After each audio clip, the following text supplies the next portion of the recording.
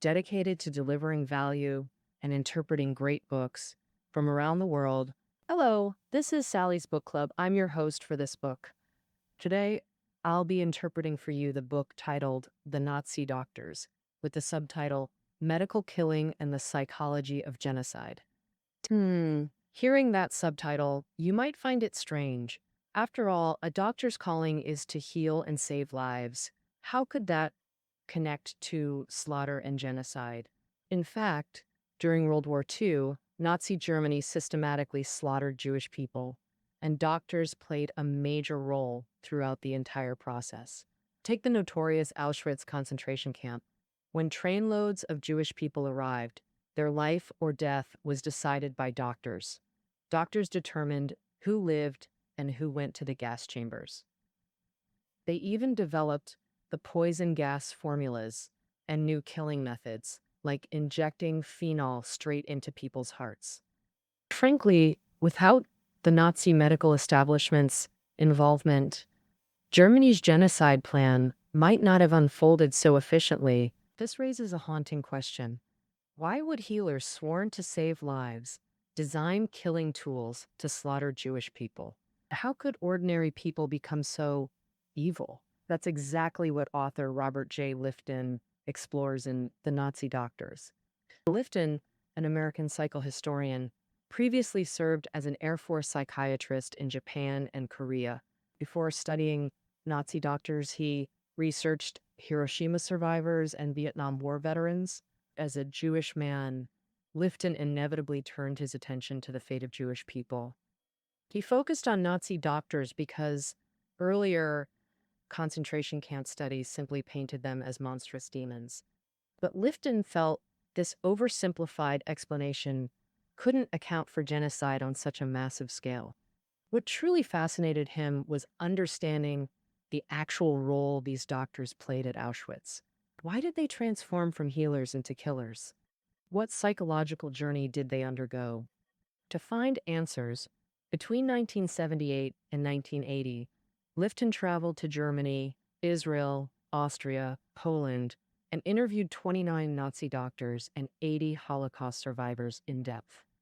The youngest of these interviewees was in their 60s, while the oldest was already 91. Lifton had expected these Nazi doctors to avoid him. After all, they were killers and he was a fellow victim's kin. But surprisingly, they desperately wanted someone to hear their recollections. They claimed to be decent people who never intended to kill Jews. In that brutal prison environment, they argued being doctors meant they might actually help Jewish prisoners. They didn't realize they were part of this evil organization, accomplices to genocide. This deepened Lifton's curiosity about the Nazi doctor's psychological makeup.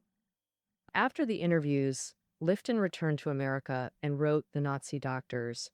Now, I'll interpret this book through three key angles. First, what exactly did doctors do at Auschwitz? Second, what was the overarching psychological mechanism that made doctors cooperate with slaughter? Third, what factors transformed Nazi doctors from healers into killers? All right, let's begin with the first question. What exactly did doctors do at Auschwitz? Auschwitz concentration camp was the Nazis' primary site for implementing racial genocide against Jews, infamously called the Death Factory. During 2WO, 1.1 million people died there, overwhelmingly Jews. But actually, before establishing Auschwitz, the Nazis had already crafted policies, or medical yet ominous, driven by their eugenic vision. In their eyes, those with Germanic blood were nobler and more deserving of life than other races. So they sought to protect Germanic bloodlines through eugenics while eliminating anyone deemed racially unhealthy. Hitler championed this belief, seeing racial evolution as integral to Germany's future. In 1933, less than 6 months after Hitler seized power, Nazis enacted sterilization laws to surgically sterilize those deemed life unworthy of life. Targets included the congenitally disabled, epileptics, hereditary deaf-mute, blind, and physically deformed. In just 3 years, Germany sterilized about 225,000 people, nearly 100 times more than America did during the same period. Later, the sterilization policy gradually evolved into euthanasia programs. They performed medical euthanasia on deformed, unhealthy children and adults with mental illnesses. So, from the very beginning, Nazi extermination plans were intrinsically linked with doctors and medical professionals. For example, the basic rules of the early euthanasia program were established by a small group of renowned pediatricians, psychiatrists, and government officials.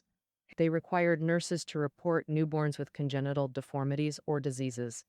Then, three core medical experts would decide whether to process the child, meaning whether to perform euthanasia. After sterilizing and euthanizing disabled people, Hitler soon turned his executioner's blade toward Jewish people.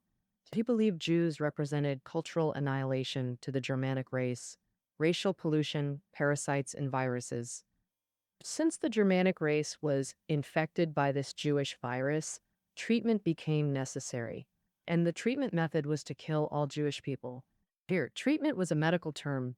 Nazis framed genocide not as killing, but as healing the Germanic race from disease. The horrific pinnacle of this so-called treatment was Auschwitz's genocide program. So what exactly did Nazi doctors do at Auschwitz? Before discussing Nazi doctors' actions, let's first explain Auschwitz's primary function. Auschwitz was one of 6 camps in Poland. 4 were pure extermination camps designed solely for mass murder.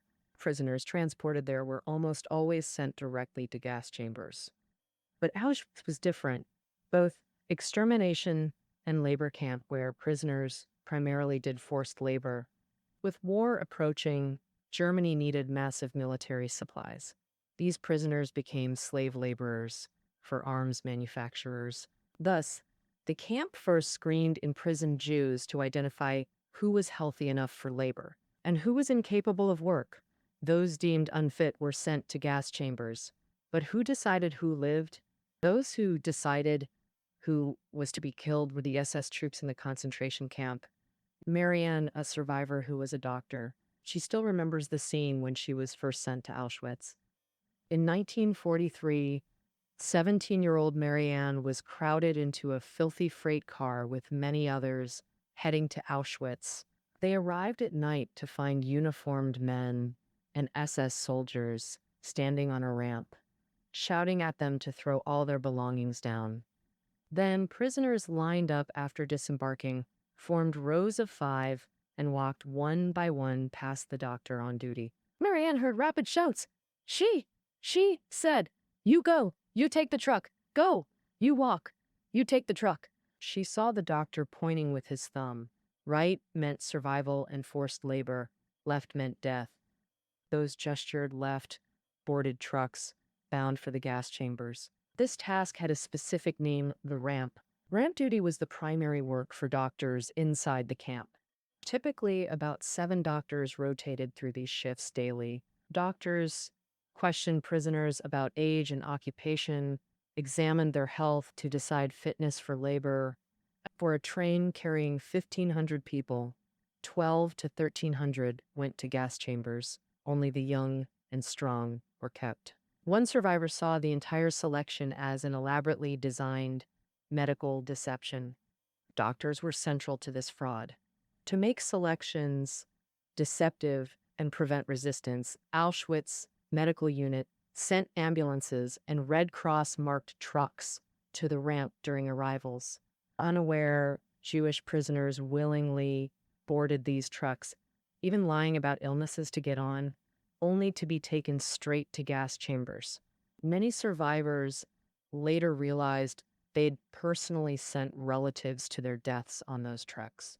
When Abraham arrived at Auschwitz with his wife in the cold, he gave her his fur coat and scarf, unaware this would kill her. Abraham said, "That single act made my wife look like a frail old woman," instantly sent to the gas chamber side, and ramp survivors still faced doctors' judgments later. Since they were laborers, doctors had to at least ensure they could work. When prisoners became too ill to work, doctors decided whether to treat them or send them to the gas chambers. Sometimes overcrowding caused food or medicine shortages and unsanitary conditions. Some doctors would suggest admitting fewer prisoners, meaning more killings. In principle, doctors screened healthy laborers for survival and sent the unfit to gas chambers. But in reality, their selections were often arbitrary. As Marianne recalled earlier, the selections lacked all logic.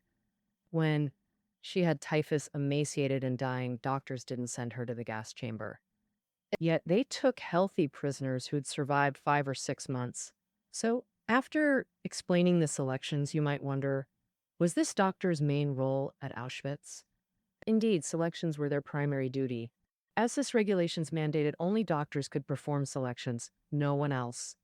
The military wanted medical precision for this task, but doctors also assisted with other extermination tasks. For example, designing killing methods, gas versus lethal injections. Some even felt compelled to conduct human experiments, but selecting people for gas chambers remained their core function. So why did healers become genocide accomplices? What psychological mechanisms enabled this? That's our second question. How so many doctors participated in mass murder? Doctors varied. Some were fanatical Nazis who wholly embraced Hitler's anti-Semitism. They killed without hesitation, believing it was right. Joseph Mengele, known as the Angel of Death, was one of them. Mengele was the primary leader of the selection work at Auschwitz concentration camp. From his 20s, he was enthusiastic about the Nazi movement, later joined the Nazi Party, and was an extreme anti-Semite. At 32, he applied to be transferred to Auschwitz, where he held the power of life and death, and he was passionate about selections without any compassion. During one selection, a mother and daughter refused to be separated, so he shot them on the spot. He then decided to send all prisoners from that train to the gas chambers, including those already selected for labor, and said, "Go die." Additionally, he was obsessed with performing various experiments on twin prisoners to serve the Nazi eugenic vision. In the eyes of many prisoners and colleagues, Mengele had no doubt about his actions and no moral qualms. However, people like Mengele, who were completely emotionless, were actually rare in Auschwitz. Most Nazi doctors still had ordinary human emotions. They felt fear at the atrocities they saw in Auschwitz, had moral struggles during selections. Some resisted and applied to leave midway, but more overcame their discomfort and worked until the war ended. So, what was the overall psychological mechanism that made Nazi doctors cooperate with the slaughter? This mechanism is called the role transformation of a dual self. It means that a person's self splits into two parts. One is your original self, and the other is a role, like a stand-in. This split stand-in can act independently, unaffected by the moral concepts of the original self. In the case of Nazi doctors, as physicians, they needed to follow medical ethics and professional norms. But when they came to Auschwitz, they psychologically split off an Auschwitz self, which acted like a stand-in for them to work there. When they thought of themselves as Auschwitz staff, they could ignore their original doctor role and not adhere to medical ethics, thus cooperating with the slaughter guilt-free. So why could this Auschwitz self-disregard morality and do such conscience-erasing things? Author Lifton believes that the main purpose of this role transformation in Auschwitz was to help doctors escape guilt. It's not that after the role switch, these doctors lost their conscience. Rather, they underwent a transfer of conscience. This so-called transfer of conscience means they stopped using healing people as their moral standard and instead adopted Auschwitz's work demands as their benchmark. For instance, being dutiful and loyal to the country. As Nazi medical staff, they had to ensure enough laborers stayed alive to work for arms companies. They also helped the Nazis process Jewish people efficiently. For doctors, the so-called moral standard they had to follow here was these professional requirements of Auschwitz mentioned above. So when they selected people for gas chambers on the ramp, they thought they were doing their duty diligently, not committing any wrongdoing. On the contrary, they were serving the nation. Thinking this way freed them from guilt and remorse, because every SS doctor had two selves. You'd see the same one act cruel sometimes and kind other times. This kindness didn't stop them from sending prisoners to gas chambers on the ramp. Similarly, brutal killings wouldn't stop them from seeing themselves as good people. For example, SS doctors might see a pregnant woman and let her step out of line, saying she could get double rations, making her think they were kind and considerate. But this was only because the doctors felt it was a medical act. Since you're pregnant, you deserve double food. This made doctors feel good, like they were doing medical work. But the next day, they might immediately pull out the pregnant woman and send her to the gas chamber. But because the camp didn't need pregnant women, this dual self-role transfer existed in almost every SS doctor, but manifested differently. And in some, kindness might prevail at times, and others, cruelty could dominate. But so, how did this role transfer happen? What psychological process did doctors undergo to develop this Auschwitz self? Nazi doctor Ernst detailed how this role transfer happened to him. Ernst was different. Both records and prisoner accounts described him as good, treating prisoners humanely and saving many lives. The post-war trials, prisoners' positive testimonies led to his acquittal. Ernst worked for a Nazi hygiene institute and knew nothing of Auschwitz's reality when he arrived. Nazis concealed the genocide. Many party members were unaware. He brought his wife to Auschwitz. Riding through camp in an open car, they saw starving laborers and guards everywhere. A massive prison that shocked them. Soon Ernst discovered doctors' real work, selecting people for gas chambers. He told his superior he wanted to leave, but his boss said, "Our institute is independent. Just do research and publish papers. No killing required." So Ernst stayed. Two events gradually acclimated him to Auschwitz. First, seeing exhausted prisoners trudge back from labor, he suddenly spotted someone who looked like Simon, his childhood friend. Cohen. Stunned, he searched desperately to rescue him. But everyone said, "So many Cohens arrive daily. You'll never find him." Ernst dreamed of Cohen a few times, but as months passed, the dreams stopped. He grew convinced it wasn't Cohen, even doubting if he'd truly seen or searched for him at all. Auschwitz survivors confirmed Ernst did search. He just refused to admit it. To live in this denial embodied the Auschwitz self. Although throughout the search for Cohen, Ernst showed deep humanity, when he realized nothing could change, he couldn't help but deny what he saw, as if nothing happened. The second thing that triggered his psychological change was witnessing SS doctors performing selections on the ramp. He said that when he saw prisoners being selected for the gas chambers, he felt shocked and terrified. To ease his psychological fear, he often went drinking with colleagues at the officers' club until he was drunk. He used the club as a place to vent emotions, protesting and condemning the entire genocide plan there. But every time he did this, others would tell him, "Well, there's nothing you can do. This is just how it is. As an individual, you can't change anything. Just accept it and adapt." After a few weeks like this, he got used to it. He compared this psychological transition to entering a slaughterhouse, meaning when you walk into a livestock slaughterhouse, you might feel sick at first from the smell. For a few days, you might not be able to eat beef or lamb, but after a while, you can enjoy meat and beer again with gusto. Slowly, Ernst stopped thinking about these things and couldn't be bothered to discuss them with others anymore. When drinking, he didn't think about anything else, just how he could get to Switzerland with his wife and kids. That's how he accepted the work at Auschwitz. Ernst's experience shows how a Nazi doctor let the Auschwitz self rise and overwhelm the original self with barely any intense human struggle in between. This isn't just Ernst's story, it's the inner journey many doctors who came to Auschwitz went through. Of course, Ernst still maintained a shred of humanity through this process.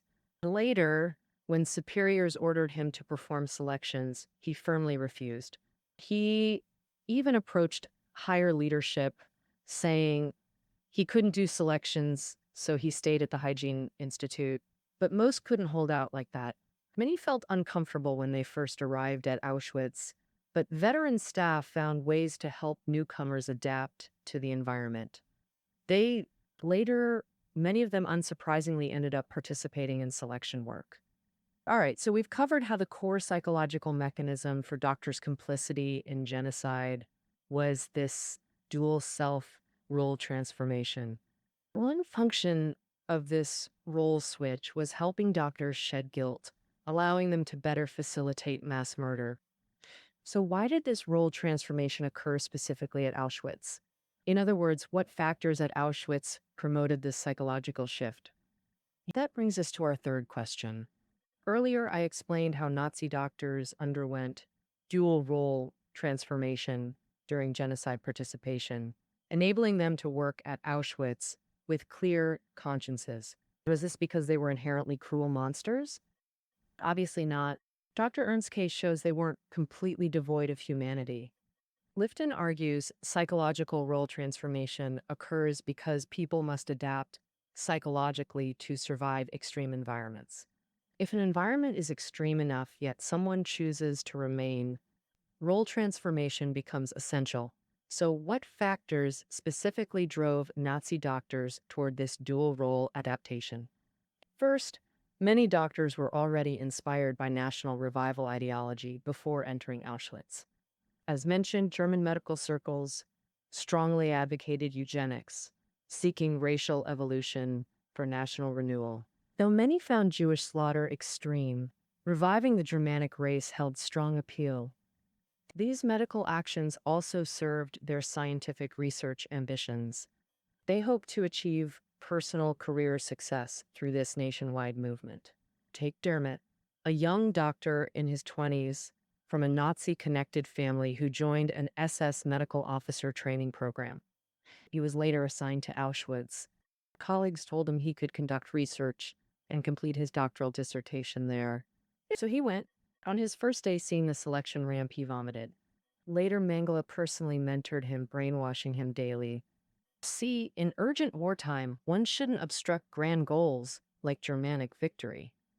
As an SS member, you have to get involved. He'd also say, if you don't do the selections now, prisoners will get sick and die even more miserably. So by selecting out the healthy ones, it's actually more humane. Just like that, by awakening Dermot's nationalistic feelings, Mengele easily convinced him to join the ramp selections. Lifton believes that in an open environment, this fanatical collective spirit might have been questioned. But in the isolated camp, doctors had no contact with the outside world after arriving. So they focused entirely on adapting to the reality here. Gradually, they stopped focusing on the evil of the environment and instead on how to compromise with it to survive better. Second, a factor promoting role transformation is establishing psychological distance between doctors and the act of killing. Generally, people feel deeply about things they witness firsthand, but for things they don't see or experience, they can pretend it didn't happen. Nazi doctors didn't directly participate in killings, didn't stab people or burn them alive. All they did was stand on the ramp, select those they deemed unhealthy to board trucks without smelling the gas or seeing prisoners die in agony. So doctors could reassure themselves, I didn't do the killing, I'm selecting the healthy ones. That's my duty here. This created a psychological distance between them and the killing, making them feel uninvolved in this cruel task. In Dr. Ernst's view, the SS doctors in the camp lived quite well, including their attire and demeanor. In prisoner Henry's recollection, the SS doctors were well dressed, keeping distance from prisoners like polite gentlemen. This clean lifestyle meant they didn't have to face the bloodshed and death directly. Just made them feel psychologically distant from the genocide. So some doctors even preferred to participate in selections. Because if they didn't stay here doing selections, they might be sent to fight on the Russian front, meaning constant danger to their own lives. The third factor is self-deception through responsibility transfer. What is responsibility transfer? It means believing those actions aren't your choice. You're forced to do them because someone ordered you. Therefore, if responsibility is assigned, it should fall on those who gave orders, not on themselves. Doctors would think, I'm not the killer, I'm just following superior's orders to complete tasks. My job is to select strong laborers and eliminate the weak prisoners. So doctors reassured themselves, killing responsibility isn't mine to bear. I'm just doing a job. Take Dr. Horst, assigned to a killing center for euthanasia programs. As mentioned earlier, euthanasia programs used medical methods to kill unclean or unhealthy people. Often this involved poison gas. Horst's job included assessing gas effectiveness. He admitted inner conflict. While some patients seemed hopeless, he sometimes felt sympathy. Sympathy brought guilt. He dreamed nightly of people needing rescue but never acting. Later, he told his superior he was too inexperienced medically to bear responsibility. His boss replied, "You bear no responsibility. Higher-ranking professors make final decisions. Just provide medical data to killing center leaders. That's valuable work proving your loyalty. Think of yourself as a frontline soldier. They hate fighting too, but do what's necessary." This affected Horst in two ways. First, he believed higher-ups bore responsibility for killing center actions. Second, he owed duty only to superiors, not patients. Through this responsibility transfer, Dr. Horst adapted to the work. All right, this concludes the final part of today's discussion. I've outlined 3 factors that helped Nazi doctors overcome psychological barriers, enabling them to participate in genocide as medical professionals. First, being inspired by a spirit of national revival. Second, establishing psychological distance between themselves and the act of killing.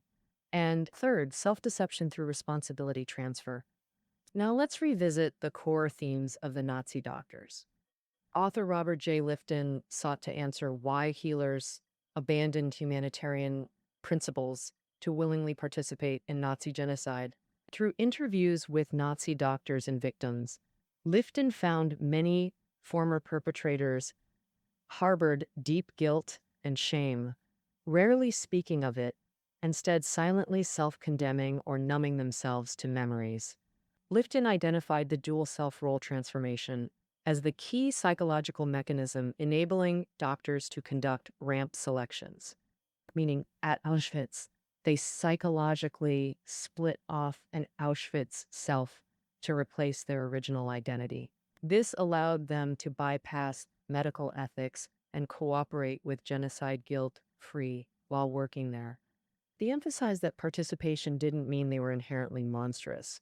Multiple factors facilitated this dual role adaptation, such as awakening nationalistic fervor, creating psychological distance, and transferring responsibility to overcome moral barriers. As French novelist Albert Camus once stated, "I'm convinced people are neither victims nor executioners." This book reveals how certain environments and systems can push ordinary people toward brutality. Today, the Holocaust is history, but the dark psychological processes it exposed remain buried within every ordinary person. That concludes our interpretation of the Nazi doctors. Reading notes are below the audio. See you tomorrow.